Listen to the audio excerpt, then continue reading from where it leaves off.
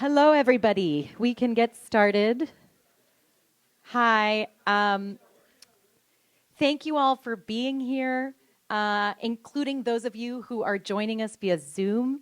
And welcome to this afternoon's panel. I'm Talia Dan-Cohen. I'm Associate Director of the Center for the Humanities and also Associate Professor in the Department of Anthropology. And I'm delighted to moderate this panel today, which is part of our faculty book celebration. Let me just mention, if you want to participate in the raffle for one of Nancy Fraser, a copy of Cannibal Capitalism, please do so on your way out today. I want to thank everybody who helped make this event possible today, including the library, which has welcomed us into their space. And I also want to thank our panelists for agreeing to participate in this conversation today. I will introduce our panelists fairly quickly to leave as much time as possible for conversation, but let me just comment that this is a very prolific and illustrious group of scholars. I'll go this way, so I'll begin with Rachel Brown, who is Assistant Professor of Women, Gender, and Sexuality Studies here at WashU. She is the author of Unsettled Labor, Migrant Care Work in Palestine, Israel. Next, we have our visitor and keynote speaker, Nancy Fraser, who is the Henry and Louise A. Loeb Professor of Philosophy and Politics at the New School for Social Research. Nancy's most recent book is called Cannibal Capitalism: How Our System is Devouring Democracy, Care, and the Planet, and What We Can Do About It. And thank you, Nancy, for a wonderful talk yesterday afternoon. Next, we have Anca Parvulescu, who is the Liselotte Dieckmann Professor in Comparative Literature and also Professor of English. She is the author of several books, including most recently, Creolizing the Modern Transylvania Across Empires, co-authored with Manuela Boatka. And I also want to mention that Anca has a new book coming out in 2025, so we will be celebrating her at next year's faculty book celebration. And finally, we have Ila Sheren, who is Associate Professor in the Department of Art History and Archaeology, and her newest book is titled Border Ecology, Art and Environment, and Environmental Crisis at the Margins. So our panel today is titled, Are We Toast? Humanities Under Capitalism. And I just want to note that the first half of the title is taken from the preface. It's the part of the title to Nancy's preface in the book, Cannibal Capitalism. And it gives us some wonderfully evocative and concise framing for our discussion today. So my first question, I'm posing this question to all of you, is what do you see as the responsibilities of the humanities to the times, if there indeed are any such responsibilities? And do these responsibilities change in times of what, Nancy, I think you referred to yesterday as metastasizing crisis?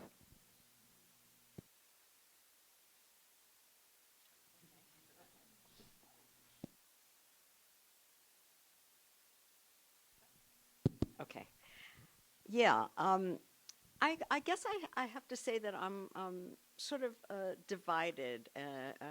I can see good reasons for talking about special responsibilities, but I can also see reasons for thinking that it's not the humanities per se that has these responsibilities. But in any case, the humanities are certainly under threat now in terms of the whole neoliberalization of the university, with the threat to tenure and the shrinking proportion of teaching faculty who are tenured and who enjoy those protections, and the mounting student debt, the retraction of affirmative action, which is really changing, cutting off a route that was available to students of color from poor backgrounds and so on. So there's a lot going on that, and that's not even to mention the attacks from MAGA and the world of Trump, very specifically on so-called critical race theory, which actually I like that phrase. I think it's a real thing, and I'm for it. And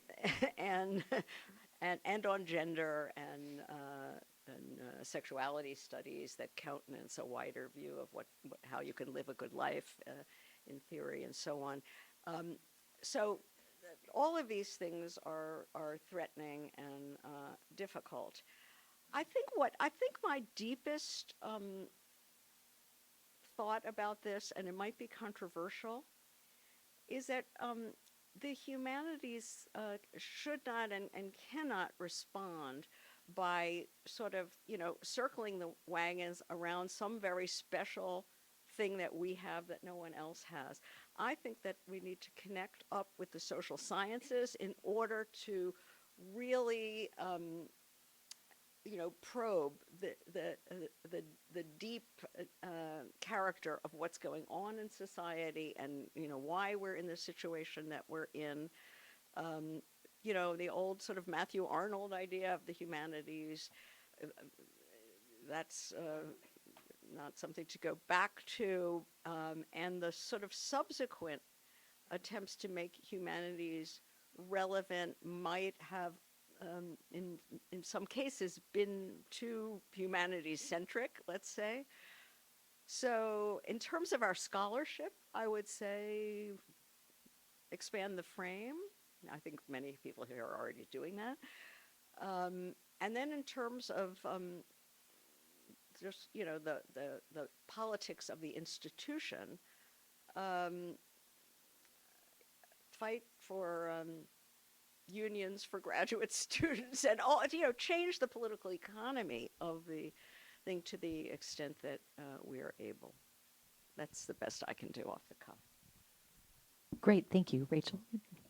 Yeah, I think that at its best, the humanities, and I appreciate the framing you offer as well, but at its best, the humanities can provide us with language and narrative tools, let's say, to understand contemporary forms of domination and of violence, and placing them in a longer historical trajectory. And I think this idea of sort of the crisis we're in, it can help us kind of question this idea of the crisis itself, what's new and what's really just being brought into sharper relief of these longer, histories of permanent crisis. And I think one of the things that the humanities can do in terms of this is not only give us this language around, domination, but also thinking about the political economy of knowledge, as you mentioned, and not only our ability to name what's happening, but our very ability to understand what we are and are not allowed to say about what's happening, and what we are and are not allowed to imagine, and how what we imagine can become threatening to the institution. And I think the humanities can, at its best, give us those imaginative possibilities. Anca, would you? Yeah, so perhaps I'll just start by thanking both Talia and Stephanie for organizing Professor Fraser's visit. I am just so thrilled to be here. I read your work in grad school, so I still remember exactly where it was on the syllabus and how. So it's a big honor to be here, but also to be here with this brilliant group of colleagues. We were just talking earlier that we should do this more often.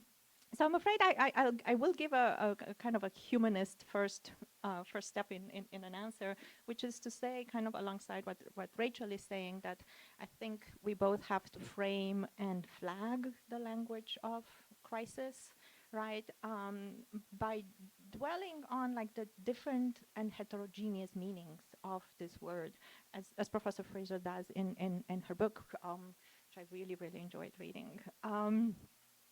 So I think these are interrelated, but again, heterogeneous meanings of the word, and we need to both be able to see them in relation and remain skeptical of some of these invocations. So today, I'm particularly kind of worried about the use of the phrase immigration crisis, for example, right? And I think the use of the word crisis here is quite eloquent for, our rhetoric about crisis. Is it a crisis? For whom, right? Whom does it help to think about immigration as a crisis, right? In reading your book, I found it really useful to think about this implication of what you describe as exploitation and expropriation, and to fold migrant labor into the latter, right? To think about the long history of migration along labor, in terms of labor, right? And then, the outcome of that is that, migration is an inherent part of contemporary capitalism, especially in this country, right? Think of all the reproductive labor that migrant women do in households across this country and in the service industry and so on and so forth. So again, is it a crisis? For whom, right? What is being invoked exactly when we say immigration crisis, right? So that's one thing I would say, right? This idea that, we respond to a kind of a debate about crisis, but also I think we need to remain vigilant about the seduction of a rhetoric of crisis, right? The other thing, also kind of building on what Rachel was saying, we hopefully can help fine-tune our conceptual toolbox, right? So I'm thinking here, about, again, like the last 20 years or so since I was in grad school, we were told at that time that we are in late capitalism. Are we still in late capitalism? How about, the stuff we've been reading on neoliberalism? Are we still in neoliberalism, right? It feels like we are perhaps in a different kind of, right, at this moment where like capitalism meets populism, it seems like perhaps we're in a different kind of period in the history of capitalism. And I think, those of us in the humanities, and I agree with Professor Fraser that this needs to be a humanities, social sciences kind of conversation, right? And it is here, right? That we hopefully have something to offer when it comes to these concepts we are using. I'm also thinking of this conversation absolutely needing to be to be happening in an international frame, right? Where when we speak of capitalism, we need perhaps an updated version of world systems theory, right? Such that, we are deeply aware that when we say capitalism in the core, capitalism in the periphery, and capitalism in the semi-peripheries, we very often don't know how to talk about the semi-peripheries, and they're really important to the global system, right?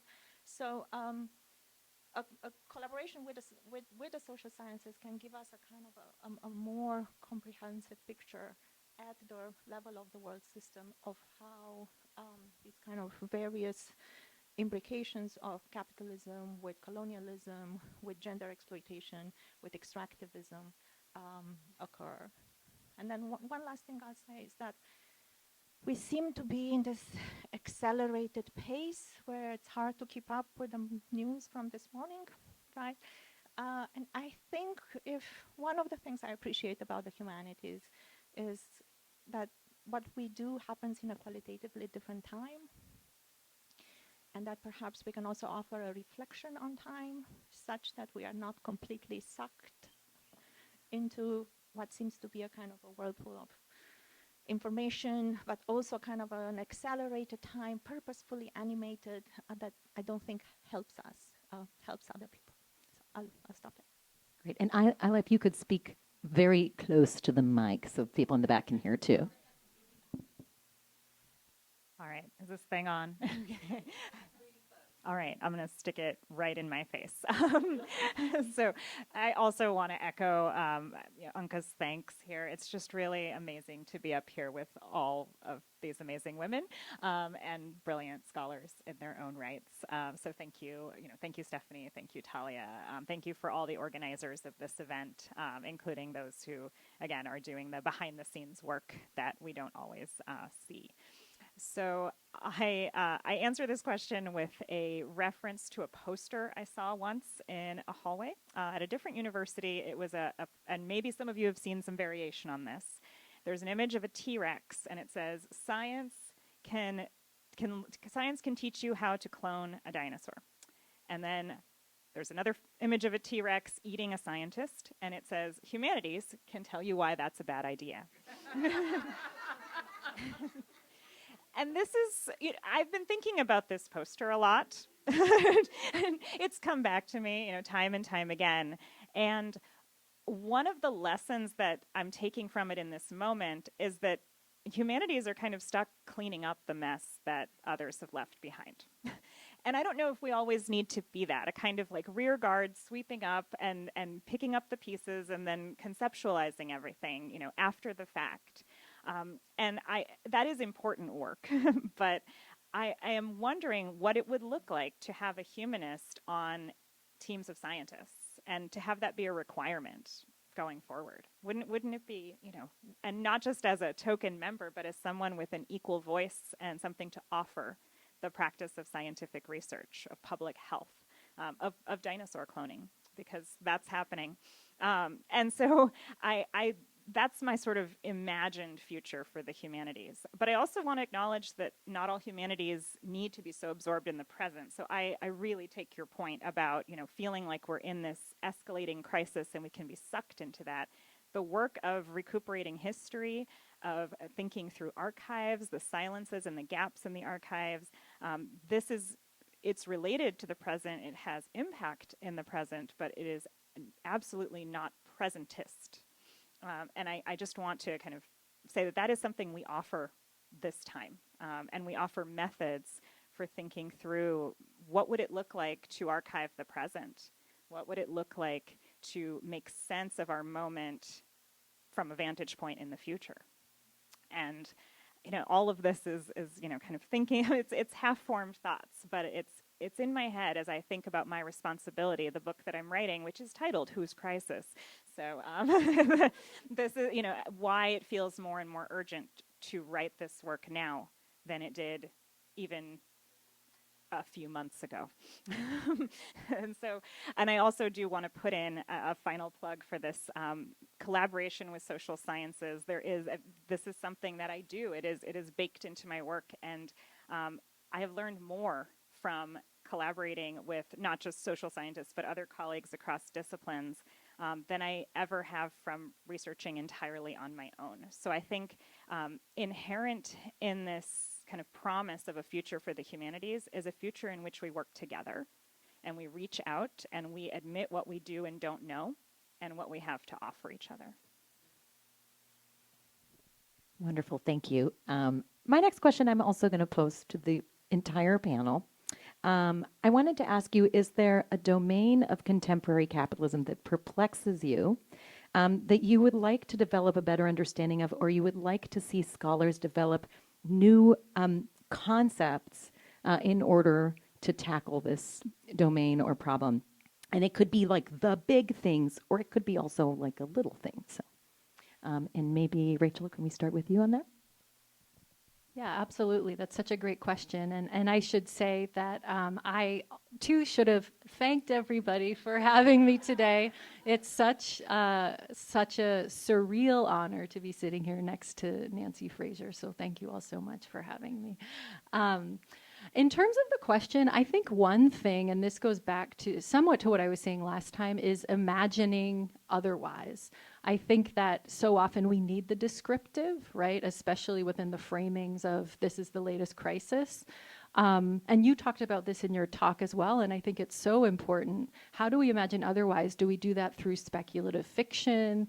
Do we do that by working with the artists more, kind of bringing in community projects? I think it's really important to think in that realm. And in that way, we recently were learning about the Rojava Revolution in one of my classes. And the way they define self-defense is not only sort of picking up arms and protecting their territory, but defending the right to imagine something beyond capitalist modernity. And that's actually, they use that language. So that's really been on the brain, is how do we defend our right to imagine something beyond our present, whether that's late capitalism or ultra financialized capitalism, or however we think of it. Right, thank you, Nancy.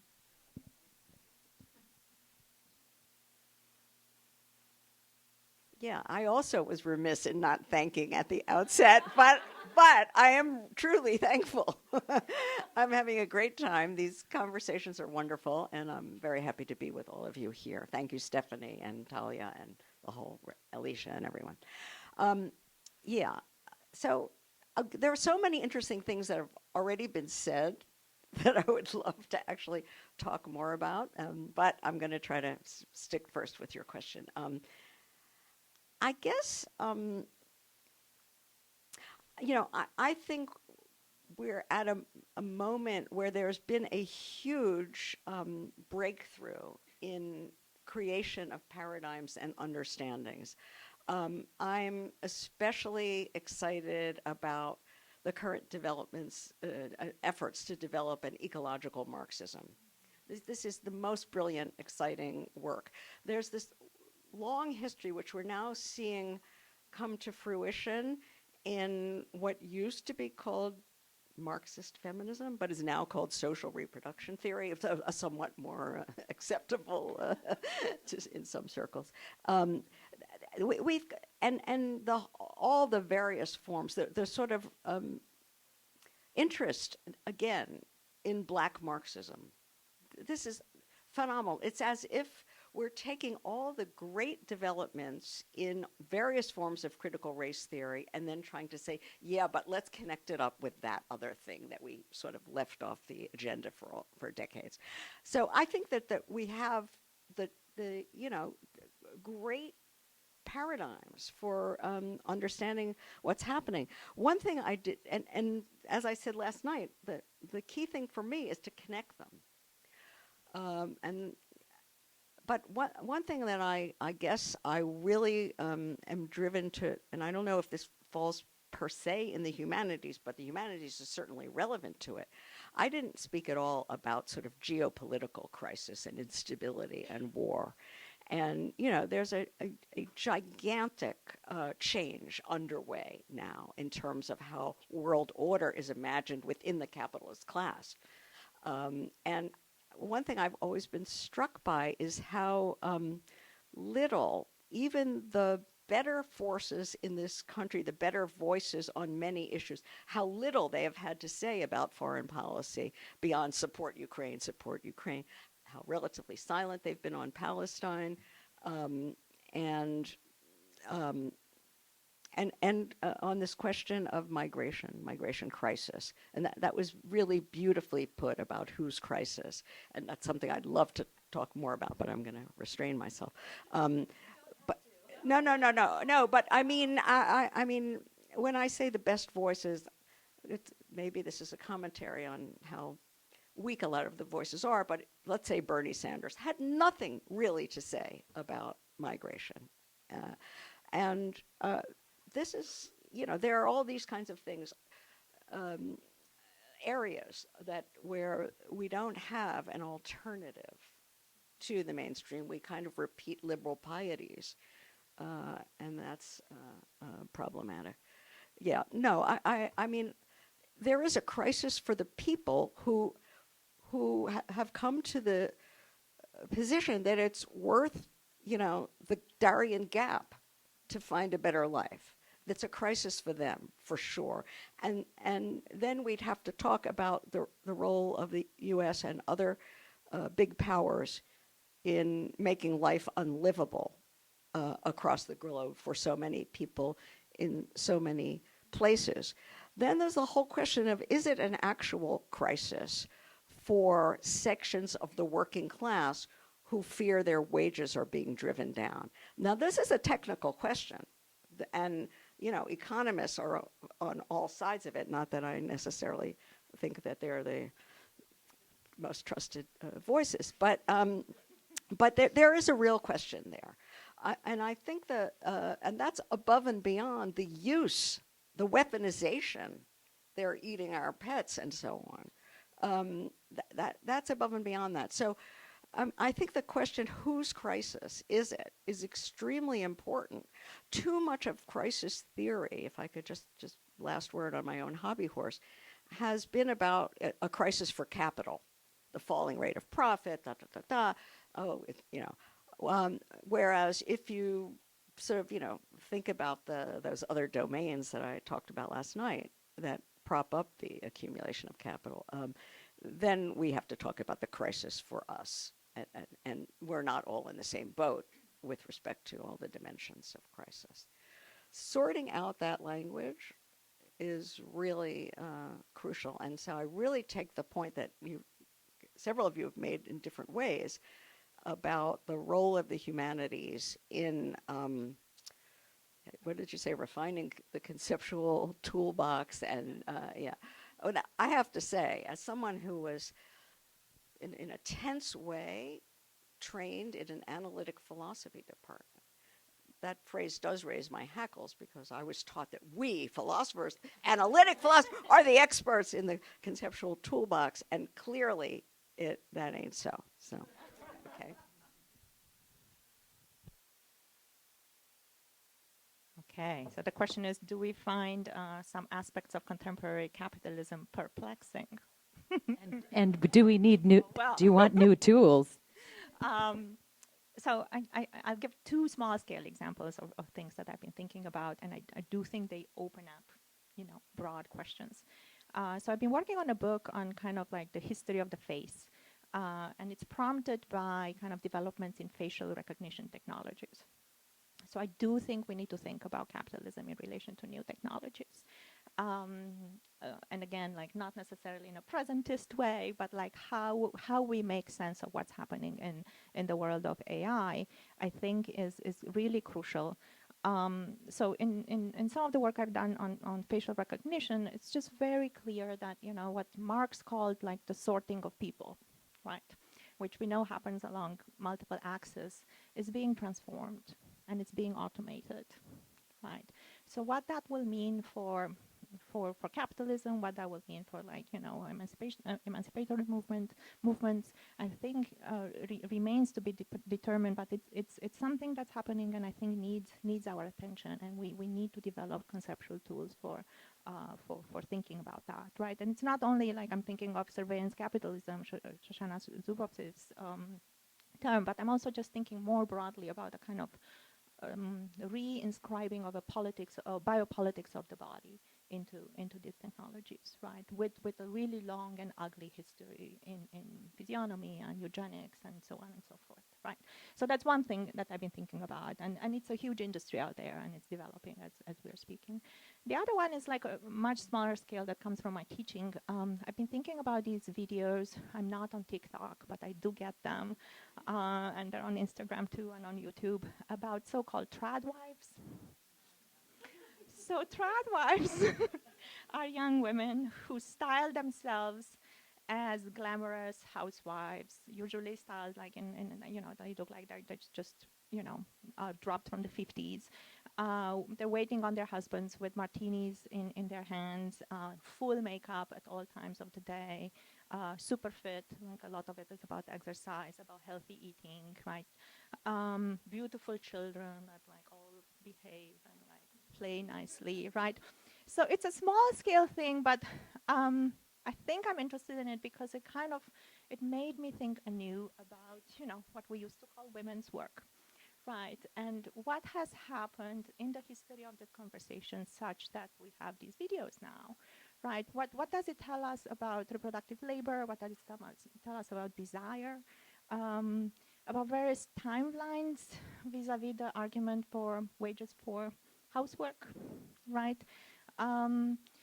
But also, these are clearly capitalist entrepreneurs, right? They're making money of it. They know exactly how to monetize it and so on. So a really intriguing package, like something really regressive, kind of meets contemporary capitalism, meets social media, meets new technologies.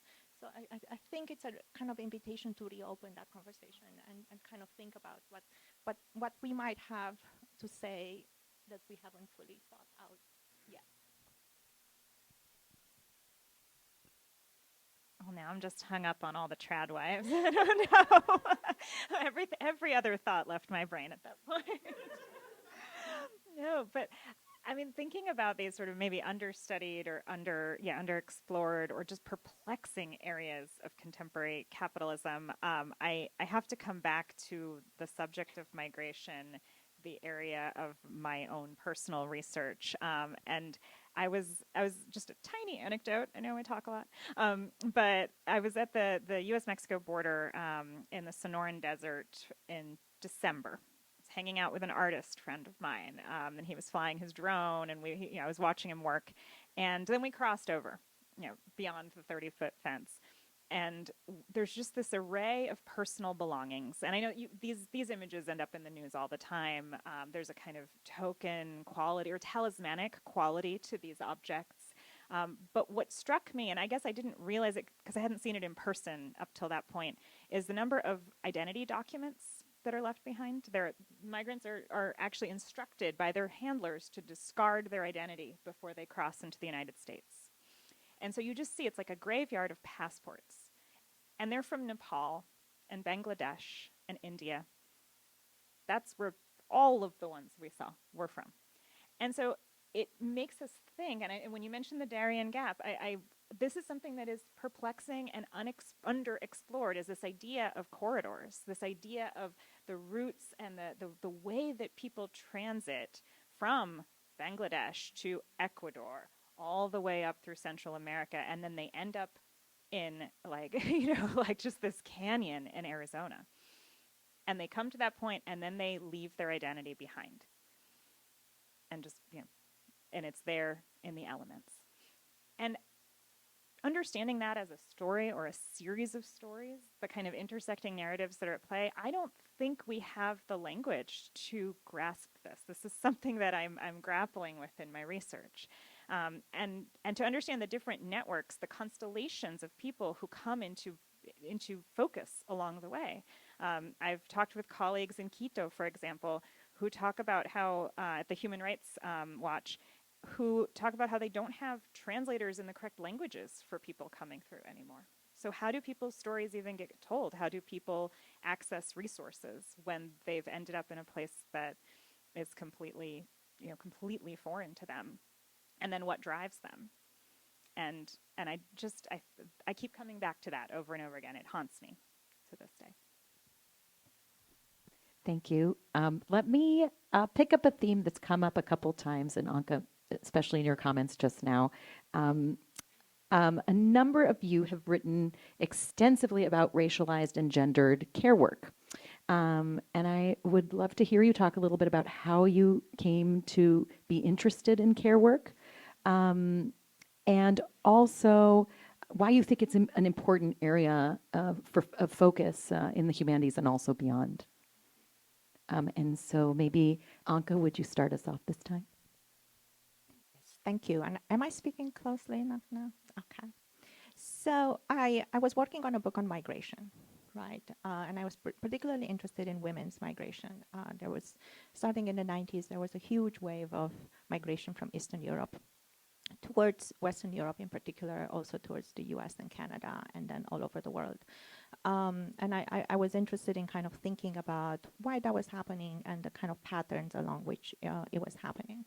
And in the context of that project, I slowly, not that slowly, I immediately realized that the migrant women were kind of entering a certain labor niche, right? They were doing work that we refer to as reproductive work, right? They were doing work that we know historically in Marxist feminism is women's work, right? So I was interested in thinking about women's work in relation to migration in an international framework, right? As an entry point into broader conversations about contemporary capitalism, but also in that context, I was really interested in the formation of this new Europe that was being kind of idealized and kind of framed in all kinds of ways that did not seem to me to be paying attention to what I was describing as a kind of a new structure that's being formed, among other things, through the work of women, right? But that was only one part of it. The other part that really interested me, and I was really concerned with this kind of complex and contradictory package, was the fact that these women, much as they were entering kind of this labor niche that's underpaid and unacknowledged and invisibilized, were nonetheless emphatically socially mobile. Right. So how to think about this kind of contradictory package of, on the one hand, like really dire exploitation and, migrant women who have very few rights, who are barely visible in discussions about labor. And on the other hand, a narrative of social mobility, right? And I think we know that for most people in the world, migration is one of the only paths to social mobility, right? So again, a contradiction that I think the humanities have something to say about. There's a large literature on this, as everybody knows, in the social sciences. But I was really interested in it as a humanist, especially at this node where, you know, reproductive labor is affective labor, right? So what is being circulated and what is being exploited is really various forms of emotion, right? With, you know, very simply put, love, right? And you know, there's a narrative here about how love is being distributed globally, right? And how new forms of inequality are formed at this kind of affective level at this juncture where a kind of an international division of reproductive labor meets the need for social mobility of many women in the world that are being met through migration. Nancy, would you? Thank you. Yeah, that's a really so well put and conceptualized. And I think I came to a very similar point through a different route, and that's because I'm of a different generation. So I basically lived through, from the 1970s on, the sort of, I don't know how to put this, the dominance, the rise and dominance of a form of liberal feminism in this country that was sort of an anti-discrimination feminism, break the glass ceiling feminism, lean in feminism,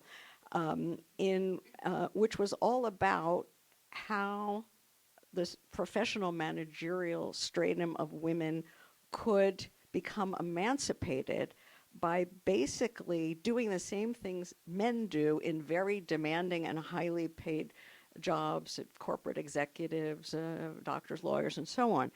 And I had myself, coming out of the New Left, had a very, different kind of more class-sensitive view of feminism, and coming also out of the civil rights movement, because I grew up in Baltimore at the height of desegregation struggle in a Jim Crow legally segregated city in my lifetime. So, it was very clear that this dominant liberal feminism, well, the other feminists were never, completely eclipsed, but the liberal ones sucked up all the oxygen and media attention and so on, and became, a sort of the feminist caucus in the Democratic Party and so on. So it was basically by sloughing off care work and reproductive labor that was the unspoken premise of what this version of women's liberation was. And so one had to then talk about class within feminism, and which women was this a feminism for. So, I co-authored with Cinzia Ruzza and Tithi Bhattacharya a book called Feminism for the 99%, a manifesto that was, in the wake of 2016 of Hillary Clinton's loss to Donald Trump, seemed like a kind of crisis of liberal feminism and a moment where you could introduce another kind of feminism that had to be premised on the new class composition of reproductive labor, heavily dependent on the importation of migrant and often racialized women, as well as on the continuation in a new guise of the long history in the United States of what was Evelyn Glenn called the racial division of reproductive labor, going back to slavery and maids in white families in Jim Crow and so on and so forth. So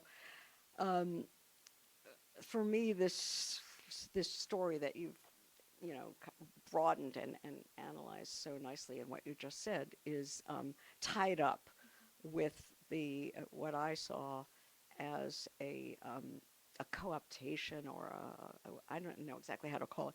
And I have to add that I think that one could tell parallel stories about most other social movements in this country, the so-called post-civil rights version of Black liberation, which Keeanga-Yamahtta Taylor has brilliantly called Black Faces in High Places.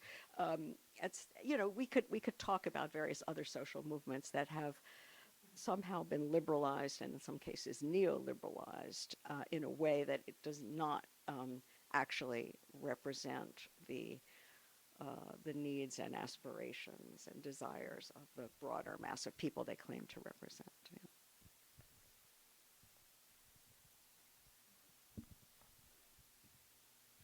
Yeah, so my work addresses migrant caregivers from South and Southeast Asia who care for elderly Jewish Israelis. And so I'm really interested in how migrant reproductive laborers fit into the settler colonial economy, which I think is often overlooked. And that goes back to the migration question as well.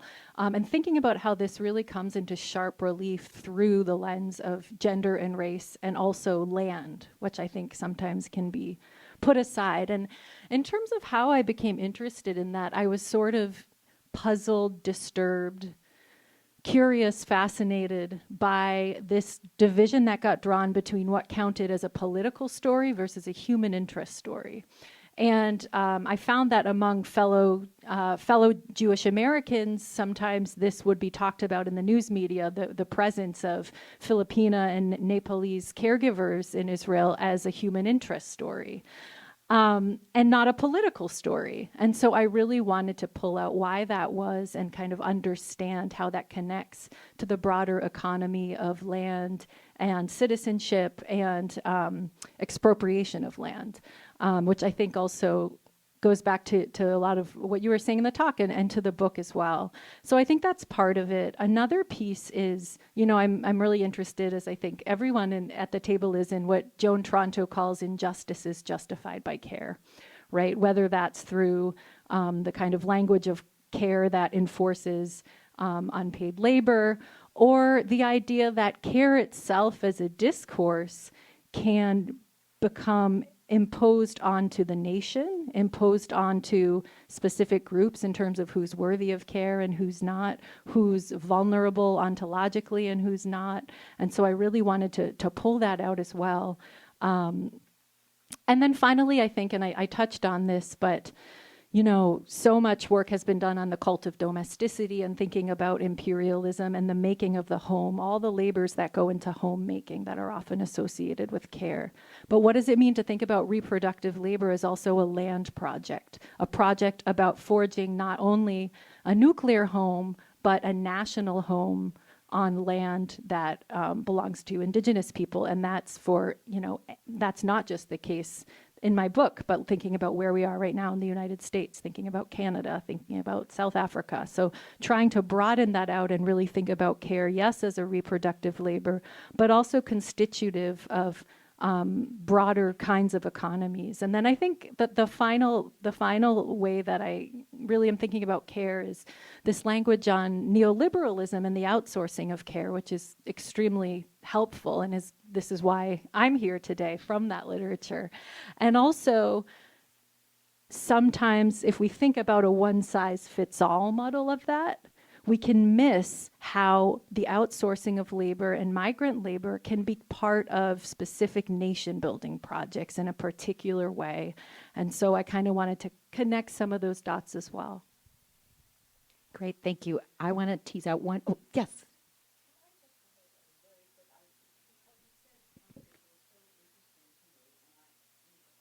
Yeah, I won't speak long, but I just can't resist. First of all, what I heard in what you said, although I don't think it was explicitly stated, but I want to ask you if I got it right. So it's basically the idea that Palestinian labor is too dangerous, that then, right, prompts the term, let's get them from the Philippines, right? Okay, just wanted to be clear that was right. And then on another point, the ecological care, if we can call it that. I just wanted to mention that there's some really interesting stuff being written now. One person I learned a lot from is Stefania Barker, who's written, I think she's Spanish or Portuguese. She's written a book called Forces of Reproduction, which is a great title. I wish I had thought about it. Uh, and it's about, it combines in a single integrated analysis what we call social reproduction with taking care of the habitat, reproducing the natural habitat. It's really interesting stuff. So another shared theme that I would like to ask about, and this question is more for Ila and Anca. You've both written about artists and writers who grapple with capitalism and various crises it has spawned at different times. And I wanted to ask you what we learn from the way artists approach capitalism, the political economy. So, Ila, would you start? Sure. Thank you for that question. It really is kind of at the core of a lot of what I do as an art historian. And so thinking about, especially visual art, that is where I'm coming from, but this extends, of course, beyond the visual arts. I really think that artists have just an incredible ability to distill the complexity and the contradictions of capitalism into images or projects or experiences that really kind of transcend the verbiage that sometimes we get so bogged down in. And what I mean, so in my first book, which was also about the US-Mexico borderlands, but really looking at the 80s and 90s for the most part, it was really about all the contradictions inherent in NAFTA. And how we could close down a border, we could militarize that border to human beings and open it up to goods and trade and capital. And it was artists who were able to, again, just extremely elegantly put those contradictions in, just stark relief. And it's something that it's, in a particular image or experience. There were members of performance. There's a performance piece that I wrote about at length, in which they fought back on the idea of the border as a war zone, and they conceptualized the border as a kind of last supper / first Thanksgiving. They shared a meal at the end of the line, literally the end of the border, but also the end of the border's openness. It was in 1986, right before the border was about to be militarized further, and the fence was going up at that particular spot. And they used the motion of the spiral. They moved in this sort of spiral motion. And thinking of the border not as a line, but as a spiral, that already opens up so many possibilities. So that's my little anecdote there that has really stuck with me. Like, if we want to imagine otherwise, well, let's look to artists. Let's look to people who are already imagining. That is their work. Yeah, what Ila said.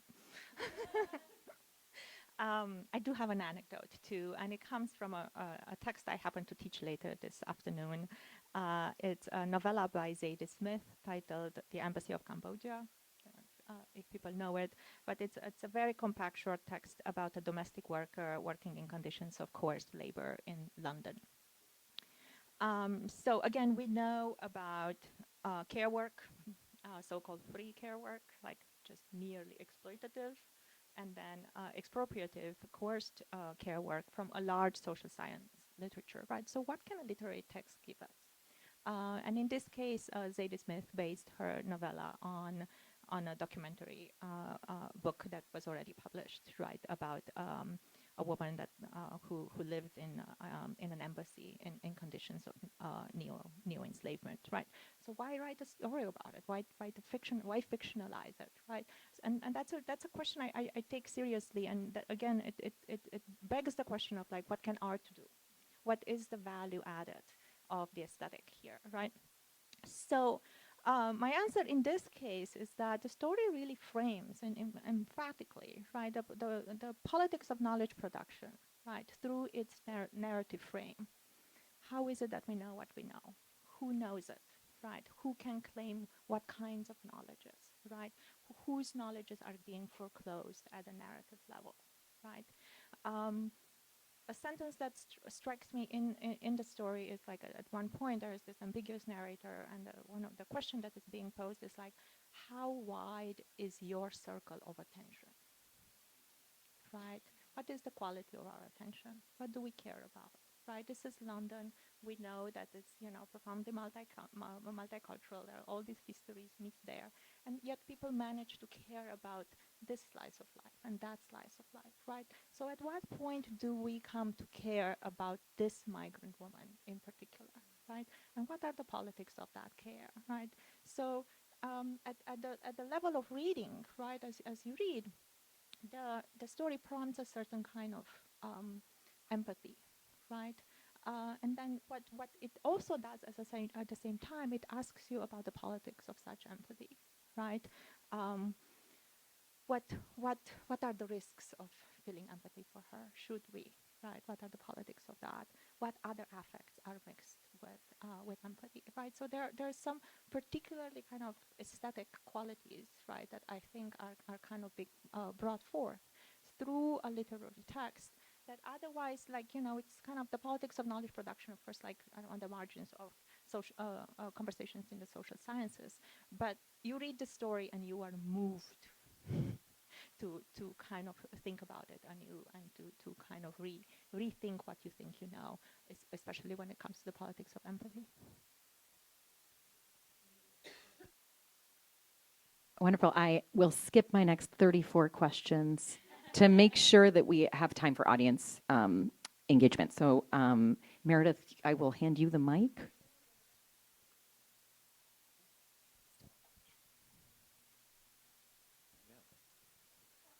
Thanks very much for the panel. It's, you know, unusual seriousness and enlightenment at this time is very welcome. So as much as I also resent having to be a scientist's pick-me-up, I think one of the things that's unusual about our moment is the fact that science, if not toast, is a burnt bagel or perhaps English muffin. So, I mean, well, it seems to me that the attack on the university is an attack on the university now, as of last month. So that changes the dynamic of how the humanities thinks about itself in relationship to challenges to knowledge, and so on. So now that science has unfortunately joined the side of those about to be eaten by the Tyrannosaurus, where are we?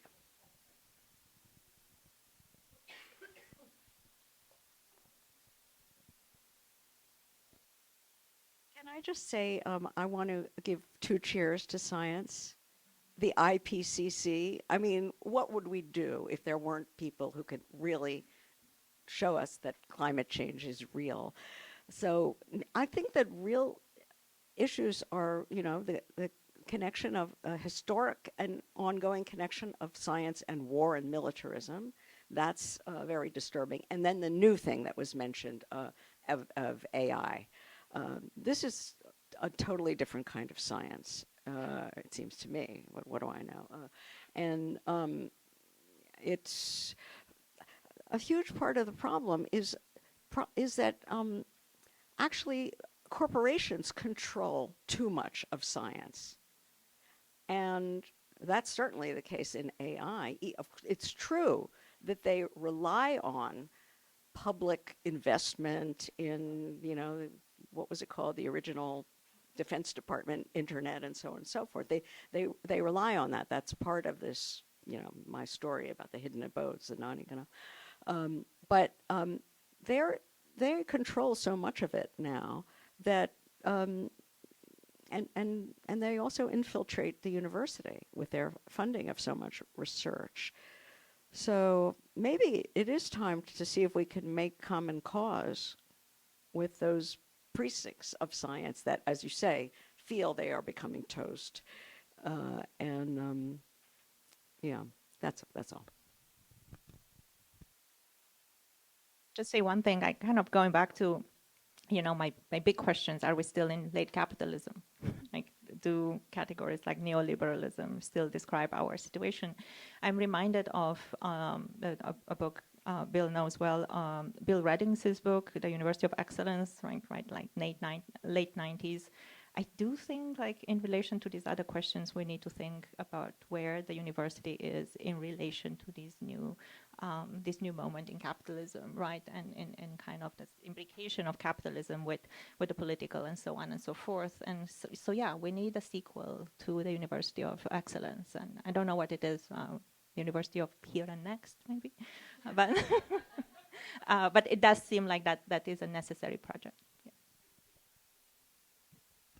Okay, just to jump on the bandwagon. I mean, I think science can learn from us, right? Humanities have been in a precarious position our entire existence, and we've had to get creative with the way that we work and the way that we disseminate knowledge to the public.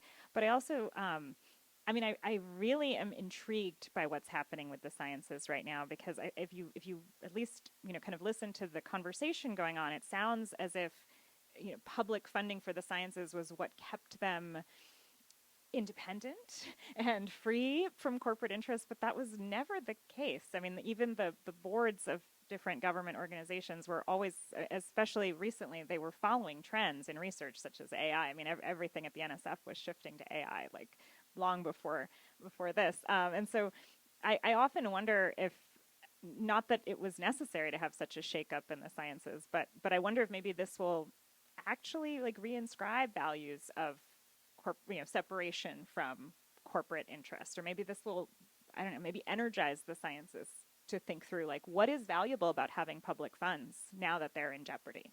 So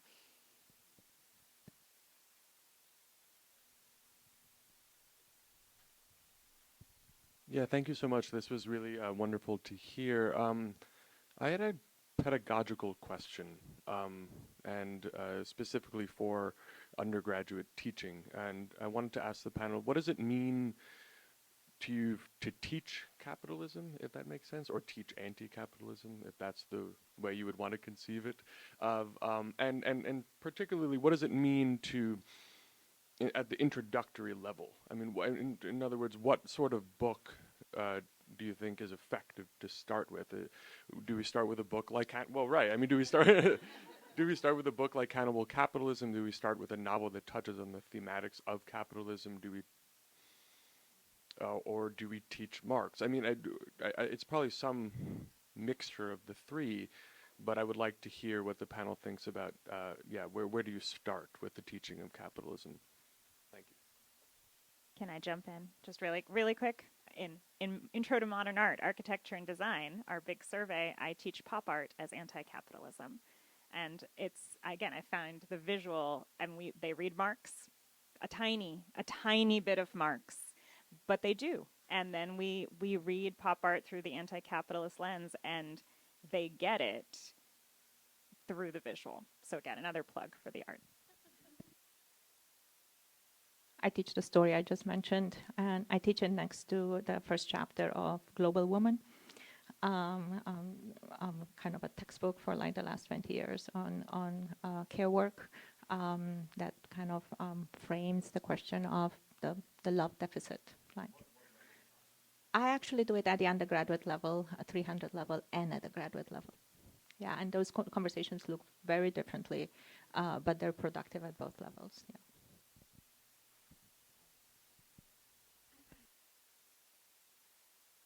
I'm not doing much undergraduate teaching these days, but I can remember sometimes where I used to teach a class called Philosophical Ideas in Literature, and I kind of followed the chapters from Lukács' theory of the novel, and it was all about the emergence of a bourgeois society and a bourgeois character and so on. And that was one thing. I teach a lot of courses now on the critique of capitalism, and I often start with Schumpeter or Milton Friedman or somebody, because they have to see what, I mean, they probably have already absorbed this, but they have to see kind of, what the common sense on this topic is. And, then go through a series of criticisms. And I'm trying to sort of get across the idea that there are several different things that you should worry about in capitalism, that some of them are issues of justice and morality. Others are questions about crisis stability, constantly producing chaos and difficulty, as I talked about last night. Others have to do with the problem of freedom and democracy, because it's a system that actually usurps our collective capacity to determine the trajectory of societal development at each stage, and use that word, outsources that to Elon Musk and his buddies. So that's sort of part of what I do.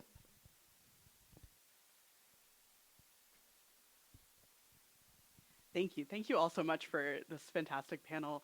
I was wondering if I could go back to something, Anca, that you said right at the beginning, and ask all three of you maybe to comment on it, about the way that the humanities interacts with time. The thought that I kept having while reading your book, Professor Fraser, was that cannibalism sort of is structured religiously in two different directions.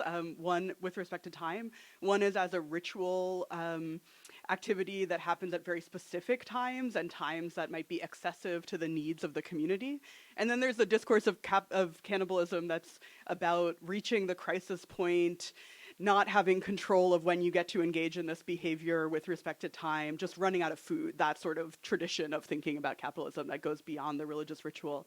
And so that made me, I was thinking about that, as you said, Anca, that part of what the humanities can do is help slow down the pace of things, that when we feel like we don't get to decide what the moment is to do what kinds of rituals or what kinds of thinking. And so I guess part of this question is, Professor Fraser, did you think about those sorts of temporal questions as you were thinking about the metaphor of cannibalism?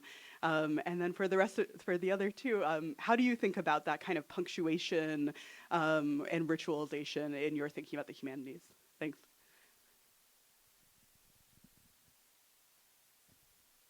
Well, I have to say, I feel I'm in a race against time. I mean, just in terms of planetary burning, we don't have a long time to solve these problems. And I think that capitalism as a social order and social system works through speed up and, it's space-time compression, to use a David Harvey formulation. It's on its own, right? The reproduction and accumulation of capital is on its own temporality. The Earth is on a different temporality, and there is no one we. I mean, some people are living with a huge amount of time on their hands and no pay for it and scrounging around. Other people are working 5 jobs and, et cetera. So there are so many different temporalities here. And, but I think that the one that is maybe foremost in my mind is this sense of a very specific conjuncture in which things have converged on a point. And as I said last night, I don't think this kind of situation happens very often historically. And it is both a time of tremendous danger and of opportunity. And everything depends upon, actually, MAGA worked very fast, really. It's kind of astounding how this fringe little craziness became, the world common sense for a lot of people. So I feel race against time. Sorry.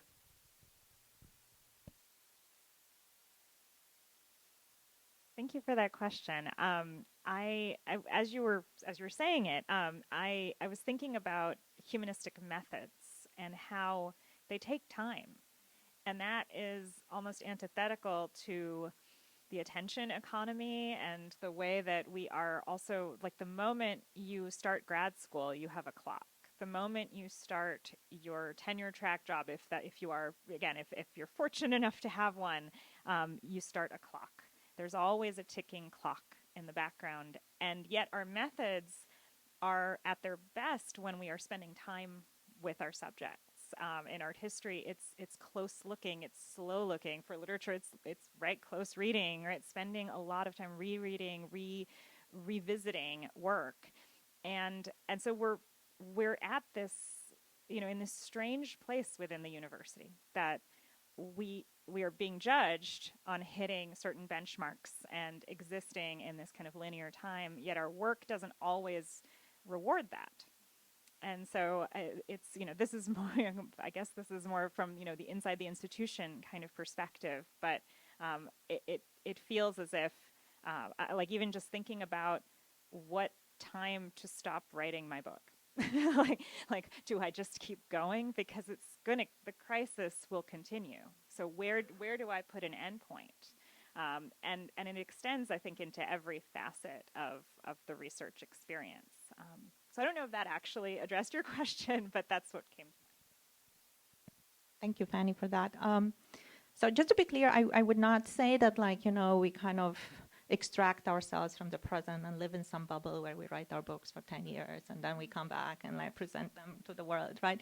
I do think what's required is a kind of a zooming in and out of the present, right? And a participation in things that we thoughtfully kind of and purposefully choose to participate in, and then a kind of extraction into a world in which we, advocate for our methods and cultivate, the things we do. But going back to what Rachel was saying earlier about, what we can imagine, what we are allowed to imagine, I do think that we can only come up with new things, and we can only kind of, do justice to the work of the imagination if we do that in a different kind of time. Right. If we work with the terms that are presented to us on a daily basis, my worry is that the imagination doesn't work there in that space, right? So how to create a kind of and frame a time in which the imagination is given its due, in the hope that again it can lead us places we don't yet know. That for that we need time.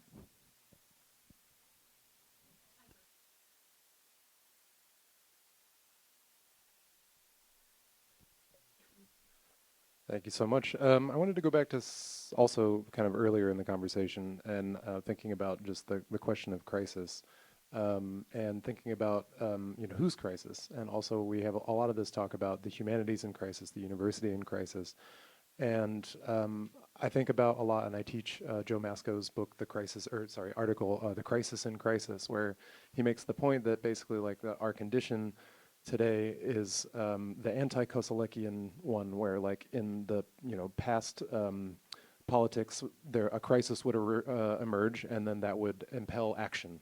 And now in the contemporary moment, we're in a crisis paralysis circuit, where further attention to the crisis does not lead to redress of the crisis. It just leads to people freaking out and doom scrolling and doing whatever.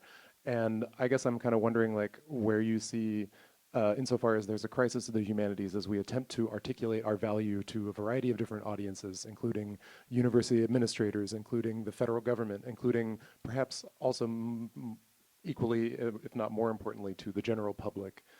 What forms of action do you think are possible and advisable in that respect? All of the above, and fast. There is a kind of crisis of crisis. I mean, the sort of theory of crisis, and of course, you probably know the great book of Reinhard Koselleck, right? So the idea is that it's a turning point, a decision point, and that the question of the addressee, who is addressed by the crisis, and who takes the crisis as an obligation to act, because the assumption is that we are responsible in this tradition of thinking about crisis, and then when it befalls us, we have to make it right. We have to overcome it. And then you have this whole problem of fatalism. What if the crisis doesn't have an addressee, or what if the addressee doesn't want to respond, and so on and so forth. And I think that there are these times of demoralization.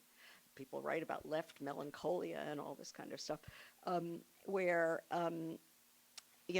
there's a, yeah, as you say, a paralysis. Of course, the problem is that the other side is not paralyzed. They feel strongly addressed by the crisis. They diagnose it differently. They develop a pseudo solution to it differently, and so on and so forth. But I do think there is a crisis within the crisis, and but I guess and this runs against what I just said about time being so short. Crises are not actually instantaneous, like the sort of crisis of 19th century capitalism. It runs from World War I through World War II before they get a solution and invent social democratic capitalism.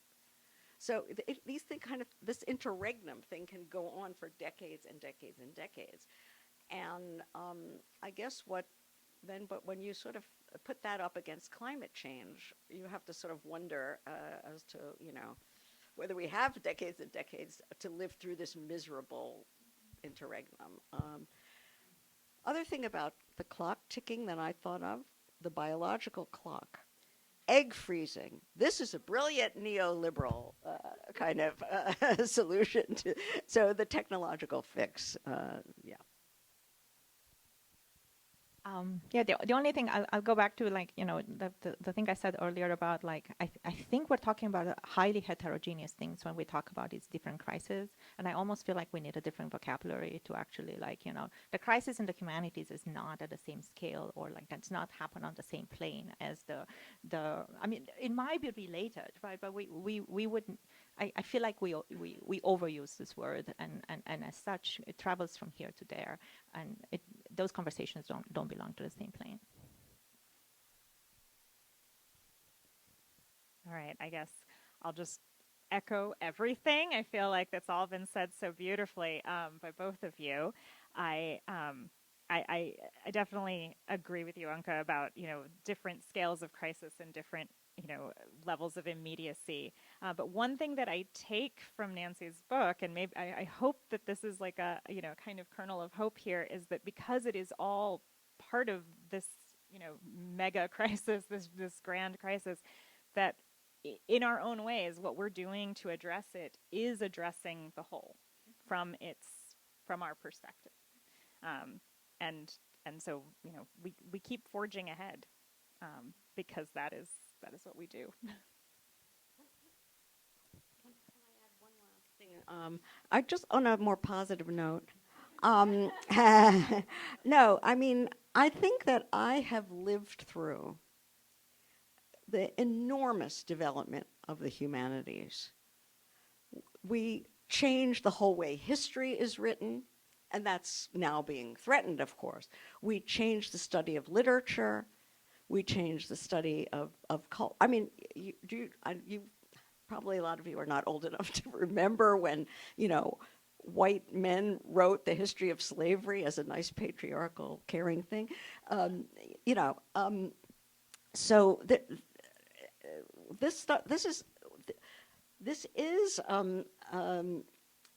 it's true that these views, this development in the humanities actually did become sort of culturally hegemonic.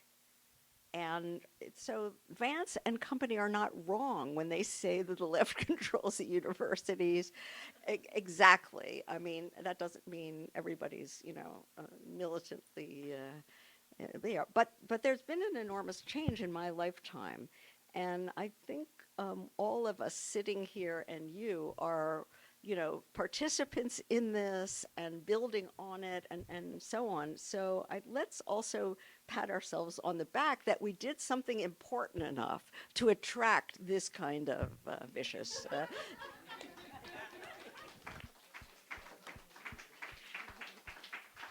That's such a wonderful place to finish today.